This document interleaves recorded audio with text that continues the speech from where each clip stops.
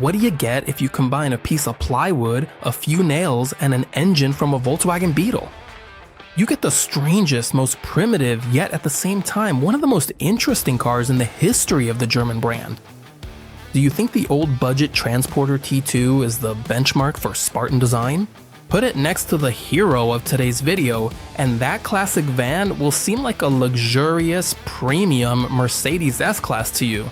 Meet Mr. Absolute Simplicity, the Volkswagen Type E of 489 Basistransporter. This is a mini truck whose name is much more complicated than its design. Nothing unnecessary. A 100% concentrate of utility and practicality. The car looks like it was built by IKEA employees using blueprints from Lego. You could assemble it in your garage or the nearest workshop and fix it in your backyard with just a hammer, a set of wrenches, some duct tape, or even nails. Yes, nails, because the metal panels of the cab could easily be replaced with regular plywood sheets. But why did Volkswagen design this extremely cheap vehicle? What made it revolutionary for the German company, and what nicknames did this little guy get on different continents? While you share your first impressions of this feat of German engineering in the comments, we'll get started with the story. The idea for the simplest truck in the lineup was born in the early 70s. At that time, the company from Wolfsburg was already proudly known as the savior of German industry thanks to its transporter vans. At the same time, it was also leading the way in car ownership by offering the affordable Volkswagen Beetle. But what was considered a basic car in Europe was seen as almost a premium class vehicle in markets on other continents. In many regions of Africa, South America, and Asia with zero infrastructure, the most common commercial transport was still horse-drawn carts or small wagons with car wheels pulled by donkeys. These markets didn't just need budget transportation, they needed ultra-budget transportation, so-called basic transport vehicles or BTVs. American giants were the first to catch on to this trend. Ford released the Fiera model while General Motors introduced the Charabanc. They were developed specifically for the Philippines and neighboring countries.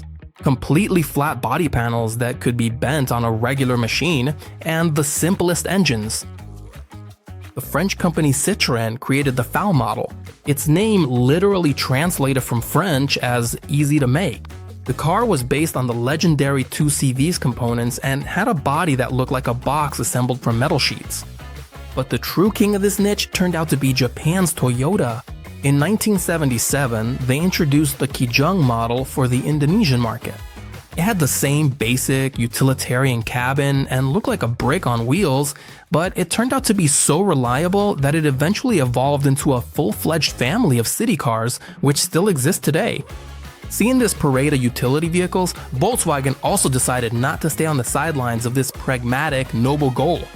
Development of the Volkswagen EA489 Basistransporter prototype began in the early 1970s in Wolfsburg. A truck for off-road in cities where no one had ever seen a service station was conceived as a kid based on tried-and-true components from the Beetle. Using parts from mass-produced models made manufacturing cheaper and repairs straightforward.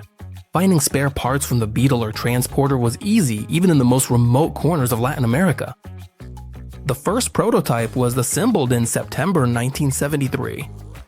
What the public saw was the absolute pinnacle of utility. At its core was a small ladder frame, to which a Spartan cab made of flat metal panels and a completely flat windshield was attached. A simple boxy shape with a wedge-shaped front end. No complex, contoured elements, just pure geometry that didn't require expensive molds. If the owner of such a vehicle gets into trouble somewhere deep in the Amazon forest and damages the cab, it's no big deal. You can just grab a sheet of metal from an old fence or some scrap, a bit of electrical tape, a dab of paint, and the car's as good as new. No nado? A sheet of plywood will do just fine. In short, it's a DIY truck. But behind this primitiveness was something revolutionary for Volkswagen. This was the first time the company used a front-engine, front-wheel drive layout.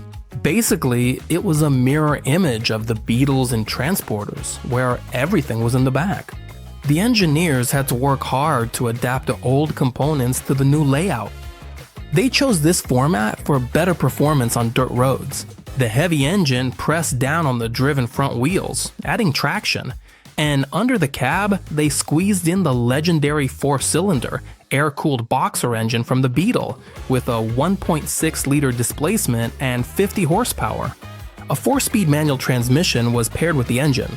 The suspension was made a combination, torsion bars in the front and classic semi-elliptical leaf springs on the rear axle. The brakes, of course, were standard drum brakes. At 4 meters long, this little guy could carry about a ton of cargo, which was almost equal to its own weight, 1,290 kilograms. The top speed was around 85 kilometers per hour. Pretty decent for that kind of power. After all, this machine wasn't built for racing, but rather as a workhorse, or more like a working pony, for places where people had only seen asphalt on TV. To test the car's readiness for extreme conditions, trials began in 1975, including off-road testing. They were in a big hurry to get it into production. The oil crisis led to shortages and higher fuel prices. In this reality, heavy vehicles with big engines became economically unviable. Small-scale production began that same year, 1975, at the factory in Hanover. These vehicles were sold on the world market as do-it-yourself kits, a ready-made chassis, engine, transmission, and a box with panels and parts. All of this came with blueprints and a detailed assembly manual. To give you an idea of the savings, such a kit cost the buyer almost half as much as a brand new, fully assembled Transporter T2. Shipping these vehicles by mail allow people to cleverly bypass strict customs duties in importing countries. And the joke about IKEA that we started with isn't really a joke at all.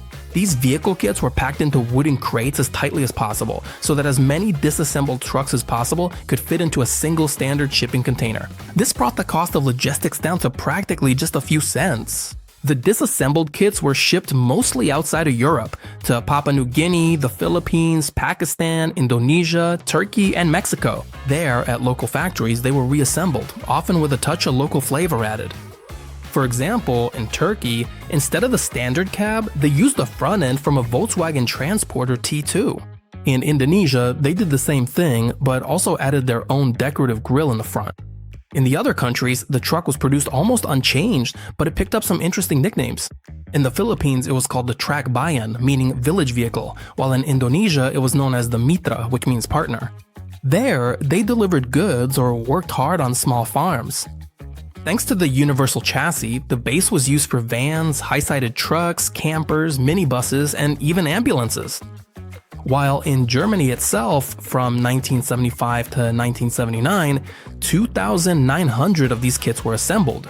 In Mexico, at the plant in Puebla, 3,600 units were produced during the same period, actively using their own body modifications. For its incredible hard work and simplicity, Mexicans nicknamed it La Hormiga, the ant. Here's an interesting fact: about 200 trucks were assembled as humanitarian aid for Africa by the Finnish company Wahiri Group. These models, which were named Tejo, were equipped with cabins made of hard plastic. They were designed by Max Johansson, a sports car engineer, but success wasn't universal. While simplicity was adored in Asia and Latin America, Australia and New Zealand rejected the vehicle. For wealthy countries, it turned out to be too primitive. The low-powered air-cooled engine would constantly overheat in the hot Australian climate, performance would drop, and there weren't even any modern safety features to speak of. By the late 70s, the global shortage of commercial vehicles began to subside. The market became flooded with used cars from Europe, Japan, and the US. They were technically superior and often cheaper than the new kit cars. So in 1979, production of the Basistransporters was discontinued. In 4 years, they assembled 6,200 vehicles. Most of them kept hauling cargo in hot countries for a long time, patched up and held together with electrical tape until they quietly disappeared in junkyards. Today, this is one of the rarest Volkswagen models. Individual examples, mostly Mexican ants, are highly prized by collectors. One of these trucks is now preserved in the company's museum in Wolfsburg as a living artifact from an era when you could assemble a car in your garage and it didn't cost a fortune. And what do you think about this masterpiece of minimalism? Would you buy a kit like this today if Volkswagen started making them again? Share your thoughts in the comments, give this ant a like, and subscribe to the channel.